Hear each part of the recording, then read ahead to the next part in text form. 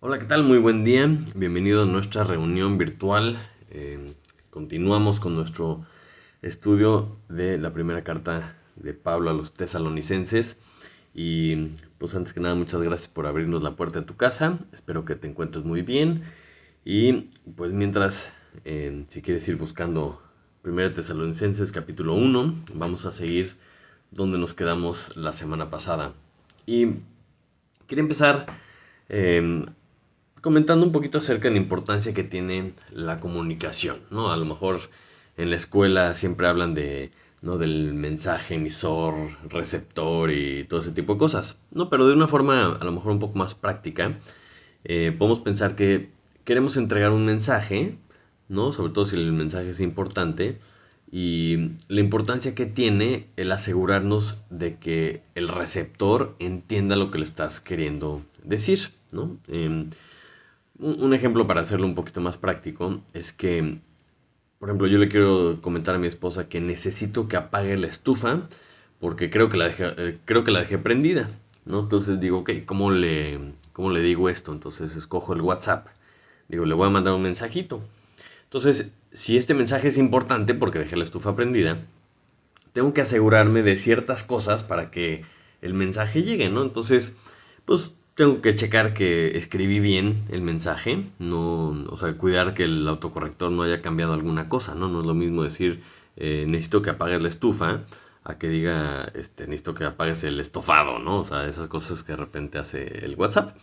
Tienes que asegurarte que le pones enviar, tienes que asegurarte que tiene señal, ¿verdad? Para que salga la palomita de que se envió el mensaje.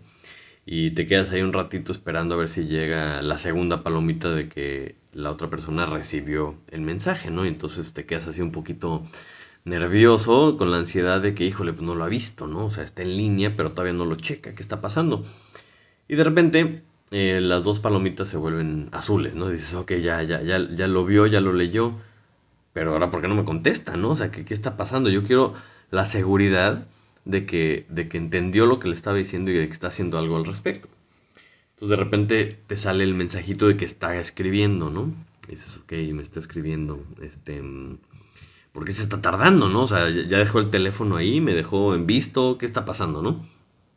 Entonces hasta que no te llega la confirmación, te llega el mensajito que dice, ah, sí, no te preocupes, ya la pagué, todo está bien. Ay, como que ya descansas con el hecho de que sí le llegó el mensaje, ¿no?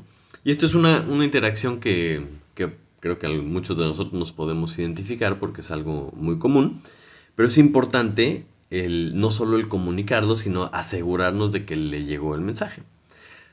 Y menciono esto porque en el pasaje de hoy vamos a ver cómo Pablo nos muestra la forma correcta de comunicar el Evangelio, ¿no? Y aprendemos esto de la forma en que Pablo y compañía le comunicaron el Evangelio a los tesalonicenses. Y también vamos a ver con algunos comentarios que él hace cómo confirmó, ¿verdad?, que su mensaje tuviera estas dos palomitas, de que efectivamente les hubiera llegado y lo hubieran entendido bien. Y y eso es lo que vamos a ver en el pasaje de esta mañana, 1 Tesalonicenses, capítulo 1. Y aunque la semana pasada leímos del el 2 y el 3, vamos a leer desde ahí para que tenga un poquito más de contexto. Dice así la palabra de Dios. Damos siempre gracias a Dios por todos vosotros, haciendo memoria de vosotros en vuestras oraciones, acordándonos sin cesar delante del Dios y Padre nuestro, de la obra de vuestra fe, del trabajo de vuestro amor y de vuestra constancia en la esperanza de nuestro Señor Jesucristo. Porque conocemos, hermanos amados de Dios, vuestra elección, pues nuestro Evangelio no llegó a vosotros en palabras solamente, sino también en poder, en el Espíritu Santo y en plena certidumbre, como bien sabéis, cuáles fuimos entre vosotros por amor de vosotros. Y hasta ahí vamos a leer esta mañana. Padre Santo, te damos muchas gracias porque podemos abrir nuevamente tu palabra, Señor. Podemos escudriñar lo que tú nos has dejado, Señor. Gracias porque pues podemos tomarnos el tiempo de ir versículo por versículo estudiando tu palabra, Señor. Y esta mañana yo te pido por favor que abras nuestro corazón, abras nuestro entendimiento, Señor. Que tu Espíritu abra nuestros ojos, Señor, para entender tu verdad. Y sobre todo que tú pongas en nosotros el querer como el hacer por tu buena voluntad, Señor. Te pedimos que tu mensaje llegue a nuestros corazones y que surte el efecto que tú quieres que tengamos, Señor. Te lo pedimos en el nombre de Jesús. Amén. Muy bien. Entonces, un poquito de contexto, ¿no? Veíamos la semana pasada cómo Pablo y compañía está escribiéndole una carta a los tesalonicenses, ¿no? Y le agradecen a Dios por algunas cosas, ¿no? Y ellos reconocen, incluso les animan a los tesalonicenses, pues a seguir haciendo las cosas que estaban haciendo bien, ¿no? Como las obras de fe, el trabajo de amor y esa constancia en la esperanza en Jesucristo. Y platicábamos un poco del proceso de crecimiento, cómo lo tenemos que ir haciendo para estar constantemente en crecimiento. Pero esto es una carta, ¿no? Esto es una carta y toca muchas veces varios temas.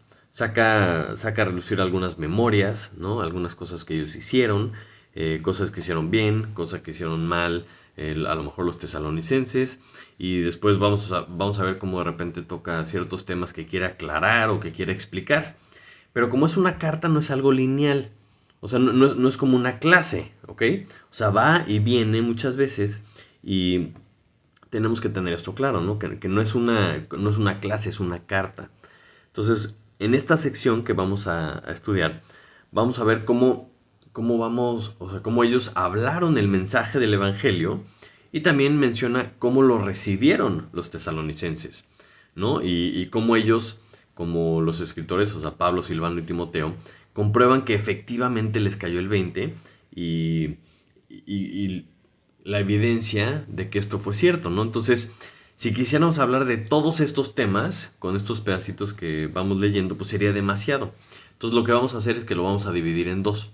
Primero vamos a ver cómo entregan el mensaje del Evangelio y después vamos a ver la evidencia de que efectivamente les llegó y cómo ellos corroboraron que les cayó el 20, ¿ok? Entonces, en este pedazo desde el versículo 2 hasta el versículo 10 vemos todo esto. Entonces, hoy solamente vamos a ver cómo debe entregarse el mensaje del Evangelio, ¿no? Porque hay una forma correcta de predicar el Evangelio y es lo que vemos precisamente en el versículo 4 y versículo 5. Dice, porque conocemos, hermanos amados de Dios, vuestra elección, pues nuestro Evangelio no llegó a vosotros en palabra solamente. Y vamos a ir así por secciones. Lo primero que dice es que el Evangelio llegó a ellos no en palabra solamente, sino también. Pero entonces tenemos que empezar entendiendo que sí predicaron la palabra, porque empieza por hablar el Evangelio, hablar la palabra de Dios. Isaías 55:11 nos dice que la palabra de Dios nunca regresa a él vacía, sino que hace todo lo que él quiere. Y la palabra de Dios tiene poder, porque es lo que Dios dice. Y la realidad es que todo empieza por lo que Dios dice. Por ejemplo, si nos vamos hacia el principio, Dios habló diciendo hágase la luz, ¿no? Y la luz se hizo, ¿no? Y así fue como creó las cosas, simplemente por decirlo. Entonces, el puro hecho de que Dios abra la boca, el puro hecho de que Dios diga algo, tiene poder. Pero va un poquito más allá porque también tiene poder el hecho de que conozcamos lo que Él dice.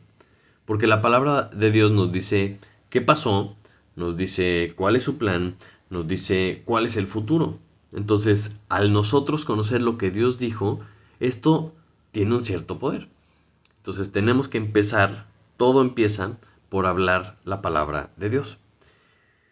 Pero también dice que el evangelio que ellos predicaron, el evangelio que predicaron Pablo, Silvano y Timoteo, es nuestro evangelio. Dice Pablo muchas veces que tenemos que predicar el evangelio correcto, como en Gálatas, ¿no? Que dice que es el único evangelio. Y esto es interesante porque cuando les está lanzando esta advertencia de que puede haber otros evangelios, incluso si se les aparece un ángel o alguna persona cambia algo a este evangelio, al único evangelio, pues que tuvieran cuidado. Porque si tú cambias el mensaje, si tú cambias las palabras de Dios, pues el resultado es muy diferente. Si tú cambias el mensaje que Dios quiere que nosotros tengamos o quiere que nosotros conozcamos, pues se pierde la intención original que Dios tenía. ¿Cuál es el Evangelio? A resumidas cuentas, pues la muerte, sepultura y resurrección de Jesús, ¿no? Porque ese es el único Evangelio verdadero, porque solo en Él hay salvación. O sea, no le tenemos que agregar nada, no le tenemos que cambiar nada, no le tenemos que quitar nada. Jesucristo el sacrificio de Jesucristo, ¿no? Que murió inmolado de manera injusta, sin mancha, sin pecado. Ese es el Evangelio, porque es lo único que salva. Él es el único que salva. Entonces no podemos cambiar el Evangelio. Tiene que ser exacto a lo que Dios nos ha enseñado. Y la predicación es solamente una parte, es solamente una parte de lo que tenemos que hacer, ¿no? Si vemos la gran comisión que la encontramos en Mateo 28, del 18 al 20, la instrucción de Jesús es que tenemos que hacer discípulos, ¿no? ¿Y cómo se hacen discípulos? Bueno, pues dice que a todas las naciones, dice que los tenemos que bautizar en el nombre del Padre, el Hijo y el Espíritu Santo, y dice que les tenemos que enseñar a obedecer, ¿no? Dice que les tenemos que enseñar a guardar todas las cosas que Jesús nos mandó. Entonces es importante entender que no es solamente enseñar lo que Jesús enseñó, porque no es algo académico, no se trata de transmitir conocimiento, porque tiene más peso una enseñanza si viene acompañada de acciones. Por ejemplo, cuando Jesús estaba con sus discípulos y los mandaba a predicar a los diversos pueblos, dice la palabra de Dios que confirmaban las palabras con las señales. En ese entonces se refería a milagros. Literalmente estaban predicando el Evangelio del Reino de Dios y venía acompañado de milagros. Había sanidades, curaban gente, hacían, pues no sé, todo tipo de señales. Pero el objetivo era demostrar el poder de Dios, que el mensaje que estaban llevando venía acompañado del poder de Dios. Entonces, si de repente tú estás viendo una película de esas modernas, divertidas, con muchos efectos especiales, y de repente se va la imagen, eh, no importa qué tan padre esté el audio, qué tan surround sea tu sistema de audio, como que se pierde muchísimo de lo que estás viendo en la película, si solamente tienes el audio. O sea, todo lo que estás escuchando, ¿no? Que puede estar padrísimo, explosiones, conversaciones, diálogos, intrigas, lo que sea que estés escuchando, tiene como mucho más peso si viene acompañado de la imagen. Porque cuando tú estás viendo lo que estás escuchando, como que lo entiendes mejor, ¿no? Tiene más sentido. Todas las palabras de lo que están diciendo, las personas con los gestos y todo, como que entras más en el contexto real de lo que está queriendo transmitir la película. Entonces, cuando pensamos en este tipo de cosas, tenemos que entender que la predicación hasta la fecha sigue siendo la misma. O sea, sigue siendo igual en este sentido. Lo que predicamos tiene que ir acompañado de poder. Dices, ah, caray, ¿no? O sea, ¿qué tipo de poder? O sea, tenemos que acompañar la predicación con señales, con milagros para que la gente nos crea. ¿O de qué poder está hablando Pablo cuando dice que tiene que venir acompañado de poder? Porque dice que nuestra predicación no llegó a vosotros en palabras solamente, sino también en poder. Entonces, muchas veces tenemos ideas equivocadas a lo mejor de lo que es el reino de Dios. A lo mejor piensas que el reino de Dios es pues asistir a otro lugar los domingos, es hablar un poquito diferente, ¿no? Nos empezamos a acostumbrar a diferentes formas de hablar. Ahora decimos hermano y ahora decimos amén y contestamos algunas cosas correctas conforme nos van enseñando. Em, pero ¿y ya? O sea, es simplemente un cambio en la forma en la que hablamos, porque Pablo habla mucho de este tema. En 1 Corintios 4 dice que el reino de Dios no consiste en palabras, sino en poder. Y también en Romanos 1 dice, porque no me avergüenzo del Evangelio, porque es poder de Dios para salvación a todo aquel que cree. Y es interesante las palabras que escoge, poder de Dios para salvación. Porque este Evangelio, si viene acompañado del poder de Dios, tiene un efecto en nosotros. O sea, tiene el poder de hacer algo en nosotros. Entonces acompáñame rápidamente a Efesios capítulo 3. Efesios capítulo 3, versículo 16. Para entender un poquito más esto. Hablando de Jesucristo, dice, para que os dé conforme a las riquezas de su gloria, el ser fortalecidos con poder en el hombre interior por su espíritu. ¿no? O sea, que Jesús nos dé a nosotros el ser fortalecidos con su poder. Entonces, ya vamos un paso más allá de solamente la salvación, sino que ese poder tiene un efecto en nosotros. Y más adelante el versículo 20 dice, y aquel que es poderoso para hacer todas las cosas mucho más abundantemente de lo que le pedimos o entendemos, según el poder que actúa en nosotros. A él sea la gloria en la iglesia en Cristo Jesús. Entonces, este poder dice que actúa en nosotros. Entonces, cuando estamos pensando en este tipo de poder, claramente no viene de nosotros. ¿De dónde viene? Pues viene del Espíritu de Dios que mora en nosotros los que hemos creído en Él. Porque cualquiera puede repetir las palabras de Dios, ¿no? Cualquiera puede hablar lo que Dios dice, simplemente pues lees la Biblia y estás hablando la palabra de Dios. Pero la Gran Comisión no dice que prediquemos solamente, dice que hagamos discípulos. Y es claro que nosotros pues no podemos solos. Por eso el versículo 20 de la Gran Comisión, Mateo 28, versículo 20, dice que he aquí yo estoy con vosotros todos los días hasta el fin del mundo. Porque para poder hacer discípulos, porque para poder llevar a cabo la Gran Comisión, Él tiene que estar con nosotros. Entonces debemos de ser capaces de ver este poder actuar en nuestras vidas. Y es curioso que nosotros usamos la frase de no poder, ¿no? O sea, cuando no puedes algo es, híjole, no creo poder, ¿verdad? El no poder es porque no hay poder. Y es interesante porque la Biblia dice que no hay nada imposible para Dios. Entonces, o sea, ¿qué está pasando? O sea, si tú no puedes cambiar ciertas cosas, si tú no puedes obedecer, si tú no puedes enderezar tu vida, esto es evidencia de una de dos cosas. La primera es o que no eres hijo de Dios, simplemente porque pues, no tienes el poder para hacer las cosas que Él te está diciendo que hagas, que cambies, que vivas, etcétera. A lo mejor no eres un hijo de Dios porque no tienes el poder. O a lo mejor, si tú ya eres un hijo de Dios, no estás dejando que Él te controle. No estás dejando que el poder de Dios actúe en ti para ver que esos cambios se noten. A lo mejor me dices, híjole, esto es un poco duro. Pero es que es cierto, porque no hay nada imposible para Dios. Entonces, si tú no estás pudiendo hacer algo de lo que Dios dice que hagas, hay que meditar, hay que capacitar y decir, bueno, ¿qué está pasando? O no tengo el poder o qué está pasando. Entonces, como veíamos la semana pasada, esto no es de inmediato, esto no es magia, ¿no? Que de un día para otro ya puedes hacer todo. No, es un proceso, porque es un proceso de crecimiento como la Biblia menciona. Cuando tú naces, ¿no? Hace la similitud con el nacimiento de un niño. O sea, el niño cuando nace pues casi no puede hacer nada.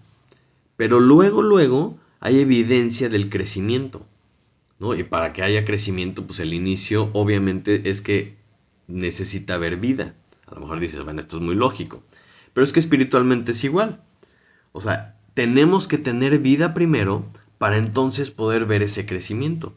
Y la vida espiritual empieza cuando el Espíritu de Dios viene a morar en nosotros al creer en Jesucristo y nos da vida eterna.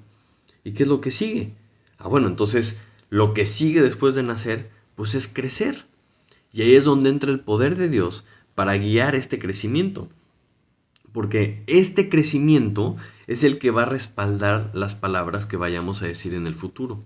Nuestra predicación va a ir respaldada por este poder que Dios está haciendo en nosotros. Entonces, si regresamos a nuestro pasaje de esta mañana, dice que nuestro evangelio no llegó a vosotros en palabra solamente, sino también en poder. Y dice en el Espíritu Santo. Entonces dices, ok, ¿y esto cómo lo entiendo? O sea, porque no solo es ese poder que actúa en mí como una evidencia, ¿no? De que Dios está en mí, de que Dios me está cambiando, sino que el Espíritu Santo tiene que trabajar en los que escuchan este mensaje. Por ejemplo, en Hechos 1:8, cuando Jesús está a punto de irse, dice, pero recibiréis poder cuando haya venido sobre vosotros el Espíritu Santo, ¿no? Porque este es el ingrediente fundamental para tener vida. Esto es lo que hace que nosotros seamos sus hijos. Y no podemos pensar que podemos predicar en el Espíritu Santo si no tienes el Espíritu Santo para empezar. ¿Ok? Entonces es un poquito como la lógica que nos enseña la Biblia, pero para predicar en el Espíritu tienes que estar con el Espíritu adentro, con el Espíritu de Dios morando en ti. Pero veíamos que el Evangelio es poder de Dios para salvación. Entonces, cuando Jesús les dice que recibiréis poder cuando haya venido sobre vosotros el Espíritu Santo, las siguientes palabras dicen, y me seréis testigos. Entonces, el verdadero poder de salvación es por Él, porque iban a recibir poder los discípulos de Jesucristo, no solamente para hacer milagros, sino para que el poder de Dios se manifestaría en que la gente iba a poder creer en Jesucristo por medio de ellos, en que ellos serían testigos, por eso decimos testificar, y la gente iba a creer. O sea, para mí uno de los milagros más impresionantes que veo en la Biblia es que la gente crea sin haber visto a Jesucristo. Y ahí es donde yo veo este poder del Espíritu Santo, que la predicación verdadera tiene que ser en el Espíritu. Porque la gran mayoría de los creyentes, o sea, la enorme mayoría de los creyentes han creído sin haber visto a Jesús. O sea, hubo unos muy poquitas personas que vivieron en la misma época que Jesús, que vieron lo que hizo, que escucharon lo que predicó, y muchos de esos no creyeron, muchos de esos sí creyeron. Pero la gran mayoría de las personas que han creído en Jesucristo no lo vieron. Y ese es el poder del Espíritu Santo. Ese es un milagro que va más allá de lo que yo puedo entender. Porque ese es donde vemos el poder del Espíritu Santo, que quita el velo de los ojos y que nos hace creer en Jesucristo. Entonces hay un pasaje que Pablo se explaya un poquito en este tema y nos lo deja más claro como él lo presenta, y es en Efesios capítulo 1, versículos del 15 al 20. Dice así, por esta causa también yo, habiendo oído de vuestra fe en el Señor Jesús y de vuestro amor para con todos los santos, no ceso de dar gracias por vosotros, ¿no? Entonces en este pedazo vemos que nuevamente Pablo está agradecido por estas personas que han creído y nota ciertas cosas en sus vidas. Pero fíjense cómo recalca una petición para ellos. Dice, cuando está haciendo memoria por ellos en sus oraciones, eh, versículo 17 dice, para que el Dios de nuestro Señor Jesucristo, el Padre de Gloria, os dé espíritu de sabiduría y de revelación en el conocimiento de Él. O sea, le está pidiéndole a Dios porque les dé un espíritu de sabiduría y de revelación en el conocimiento de Él. En pocas palabras, le está pidiendo que el Espíritu les enseñe de Jesús. Que el Espíritu de Dios llegue y les muestre a Jesús. Y continúa diciendo, alumbrando los ojos de vuestro entendimiento, para que sepáis cuál es la esperanza a que Él os ha llamado, y cuáles las riquezas de la gloria de su herencia para los santos. Entonces, sigue pidiendo que le alumbre los ojos de su entendimiento, en pocas palabras, que entiendan cuál es esta esperanza que tienen ellos, ¿no? Que tienen los que han sido llamados, y cuáles las riquezas de la gloria de la herencia para todos los que son santos, ¿no? Entonces, en pocas palabras, está pidiéndole a Dios que entiendan bien de qué se trata esto, ¿no? Que tengan espíritu, sabiduría, revelación para conocer a Cristo y para que entiendan, ¿no? Pero no termina ahí, sino que el versículo 19 dice, ¿y cuál la supereminente grandeza de su poder para con nosotros los que creemos, según la operación del poder de su fuerza? Y dice, lo cual operó en Cristo resucitándole de los muertos y sentándole a su diestra en los lugares celestiales. Entonces, esta elección de palabras se me hace increíble porque dice, o sea, que les está pidiendo para que entiendan cuál es la supereminente grandeza de su poder. Está pidiendo que entendamos o sea, de qué tamaño es el poder que vive en nosotros, el poder del Espíritu Santo. Y recalca, en pocas palabras, que este mismo Espíritu, este mismo poder que actúa en nosotros, es el mismo que levantó a Jesús de los muertos. Y dice, o sea, Señor, te pido que les abras el entendimiento para que vean el tamaño de tu poder. Y es algo que tenemos que pedir porque creo que no lo entendemos. O sea, Señor, por favor, o sea, muéstranos el tamaño de tu poder, porque es el mismo poder que levantó a Jesús de los muertos. Entonces, así es como debemos de predicar, ¿no? O sea, esperando que el poder del Espíritu de Dios haga que entendamos, ¿no? Haga que cualquier persona que escuche lo reciba, que entienda, que sus ojos sean abiertos y que verdaderamente vea el tamaño de nuestro Dios. Entonces, si tú crees, ¿no? Que el Dios Todopoderoso, el Señor del universo, este Dios que no dice una cosa y las cosas suceden, ese mismo Dios vive dentro de ti. ¿Tú crees que podría pasar desapercibido lo que Él hace? O sea, yo no creo. Por eso falta una cosa en la forma en la que tenemos que predicar la palabra. Si regresamos a nuestro pasaje, dice que no llegó a vosotros en palabra solamente, sino también en poder, en el Espíritu Santo y en plena certidumbre. O sea, también debemos de predicar con plena certidumbre. Es decir, predicar completamente convencidos de lo que estás diciendo. ¿Por qué? O sea, porque para poder hacer esto debemos de predicar como el ejemplo. Y continúa diciendo el versículo 5. En plena certidumbre, como bien sabéis cuáles fuimos entre vosotros por amor de vosotros. Como diciéndoles, y ustedes bien saben cómo nos hemos comportado entre ustedes, porque ellos estaban viviendo con ellos, ¿no? Cuando el tiempo que estuvieron, el tiempo que les llevaron el Evangelio, estuvieron viviendo entre ellos. O sea, la predicación del Evangelio de Pablo, Silvano y Timoteo a los tesalonicenses no era en un escenario, o sea, no era una presentación, ¿no? En donde preparaban un guión, daban una presentación y nos vemos el siguiente sábado, sino que era en la vida diaria, estaban viviendo entre ellos. Entonces, si el Evangelio tuvo un efecto en ti, si Dios, ¿no?, está en ti, se debe de notar. Eso es una ley absoluta. Los de tu alrededor lo deben de notar. Y lo ves tú y también lo entiendes. Entiendes que no eres tú el que está haciendo estos cambios. Porque algo en tu interior te empieza a mover, te empieza a mover a que cambies. Te incomoda cuando estás pecando. Te orilla a agradar a Dios. Te empieza a gustar vivir en la voluntad de Dios. Te empieza a gustar agradarle a tu Dios. Y esto tiene que ser Dios. Entonces, de la misma forma que el crecimiento de un niño es evidente para todos los que están a su alrededor, el crecimiento espiritual es evidente para la gente que está a nuestro alrededor.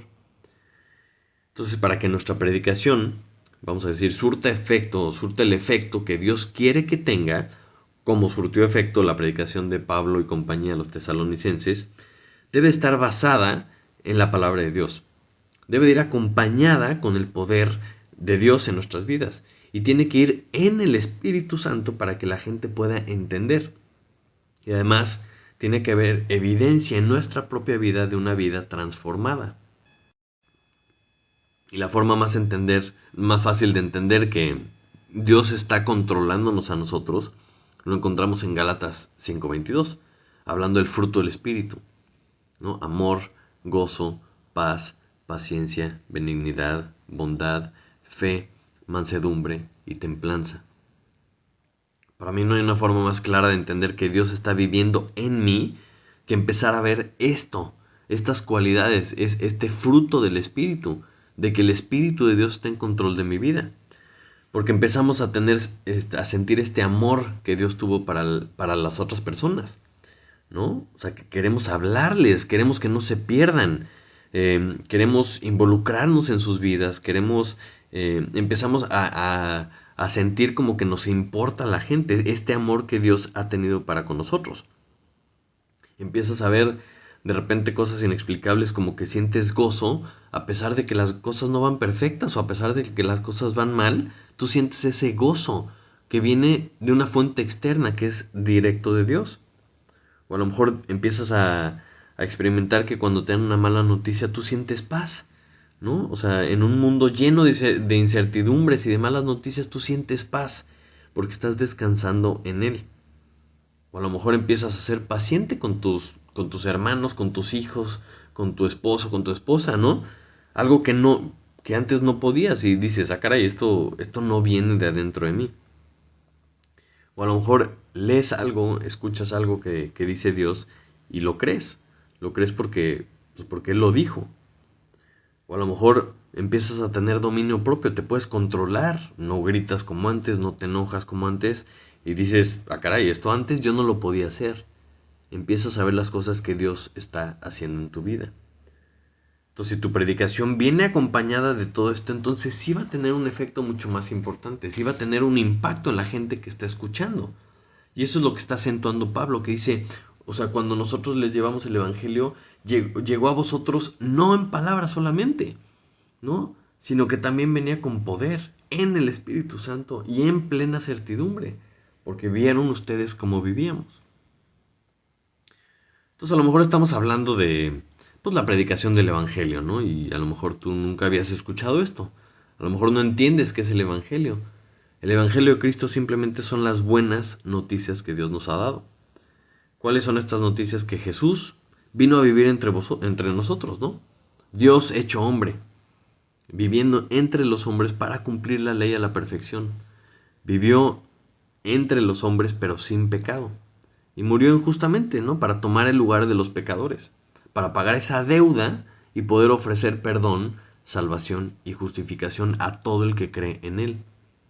Y solo Él puede ofrecer esto porque, aunque murió, Él venció a la muerte y resucitó. Y ese es el Evangelio. Esas son las buenas noticias que Dios nos ha encargado que anunciemos hasta lo último de la tierra, porque la gente tiene que saber que hay esperanza, que esta es la esperanza y que la única esperanza es Jesucristo.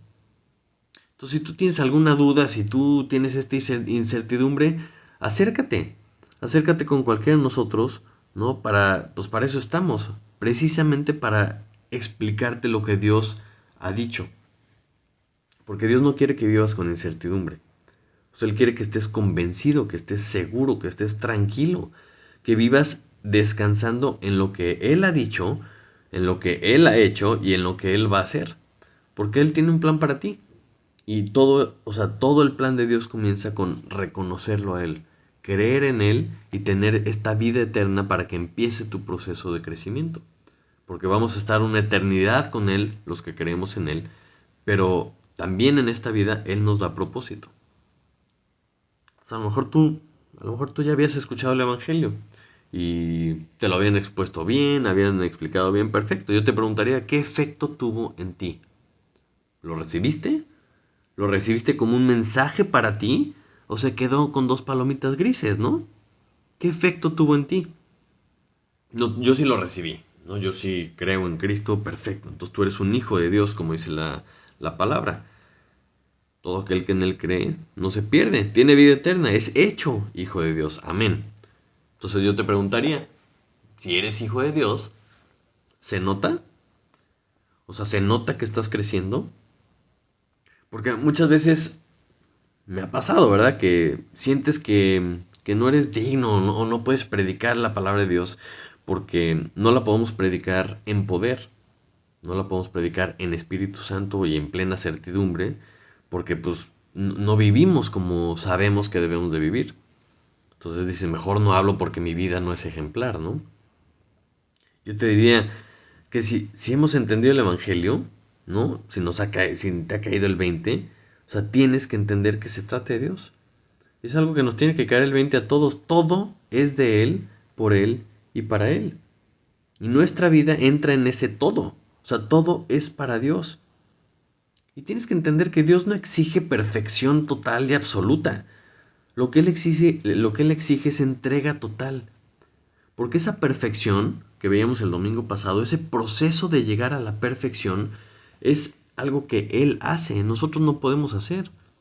Entonces no podemos llegar a Él siendo perfectos, al revés, Él murió por nosotros porque éramos imperfectos y no somos dignos de nada. La única forma de que Él nos pueda perfeccionar es si nos entregamos totalmente a Él. Porque cuando hacemos esto, entonces le permitimos tomar el control de nuestras vidas. Y ahí es cuando podemos ver su poder. Ahí es cuando vemos cómo actúa en nosotros. Cuando empezamos a hacer esto, podemos ver el poder del Espíritu Santo actuando también en las personas que nos rodean. cómo les abre los ojos, cómo entienden cosas que pues yo no les pude haber explicado, tuvo que haber sido Dios. Y haciendo todo esto, vemos como paso a paso, por medio de su espíritu, por medio de su poder, va transformando nuestras vidas para convertirnos en lo que Él quiere que seamos. En esta evidencia de que hemos recibido el mensaje. Y en este punto vamos a profundizar la siguiente semana. Pero en cuanto al mensaje, en cuanto a la forma correcta de predicar, quiero dejarte con una ilustración. Y esa ilustración siento que como que lo ejemplifica de una forma muy clara para mí.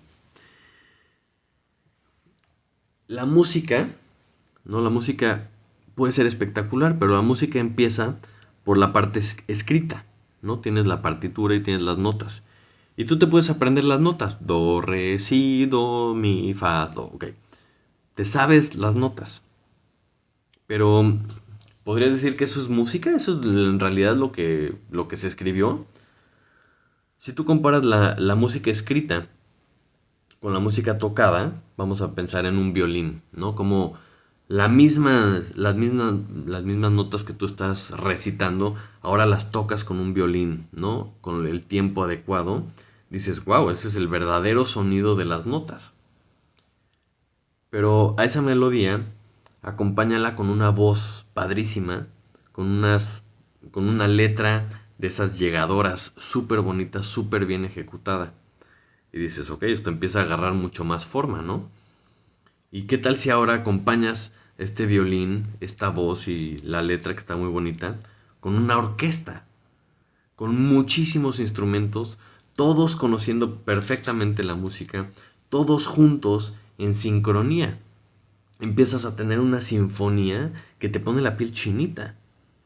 Solo así puedes lograr el efecto que tenía en mente el compositor, ¿no? O sea, cuando tocas una melodía así, con la orquesta, con las voces, o sea, todos en sincronía, dices, wow, esto es lo que tenía en mente el compositor. Y así es como debemos de ver la predicación del Evangelio. O sea, tiene que ser en palabra, tiene que ser en poder, tiene que ser en espíritu y en plena certidumbre con el ejemplo, cada uno de nosotros. Y si hacemos esto como una sinfónica, todos sincronizados, todos tocando nuestra parte, todos bien conectados, solo así es que la predicación del Evangelio tiene el efecto que Dios quería desde un principio. Porque no es solamente en palabras, sino que tiene que venir acompañado de todo esto y todos los hijos de Dios haciéndolo en unidad, en sincronía, para que tenga el efecto que Dios quería que tuviera. Vamos a orar. Padre Santo, te quiero dar muchas gracias por tu palabra, Señor. Gracias porque nos enseñas de una forma tremenda, Señor, cómo a veces nos quedamos con las puras notas, ¿no? Con la pura partitura y decimos, yo conozco las notas, Señor, pero tú tienes algo pensado que no podemos entender, que va mucho más allá de lo que podemos ver, Señor. Te pido que tú pongas en nosotros el querer como el hacer por tu buena voluntad, Señor, que podamos darte el control de nuestras vidas para poder ver tu poder, Señor. Para que podamos ver cómo haciendo las cosas como tú nos enseñas, Señor, tú abres los ojos de la gente, Señor, cómo más personas pueden creer en ti, Señor, por tu evangelio.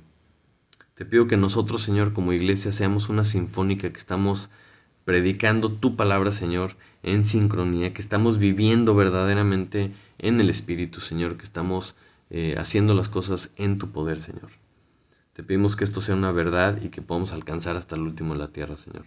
Te lo pido en el nombre de Jesús. Amén. Amén. Bueno, pues muchísimas gracias. Si Dios quiere, nos vemos la siguiente semana para ver la segunda parte, ¿no? La parte de cómo sabemos que les llegó el mensaje bien, qué evidencias hay de que recibieron los tesalonicenses el mensaje predicado de forma correcta por parte de Pablo y Silvano y Timoteo. Muchísimas gracias, que tengas una excelente semana y nos vemos hasta la próxima. Bendiciones.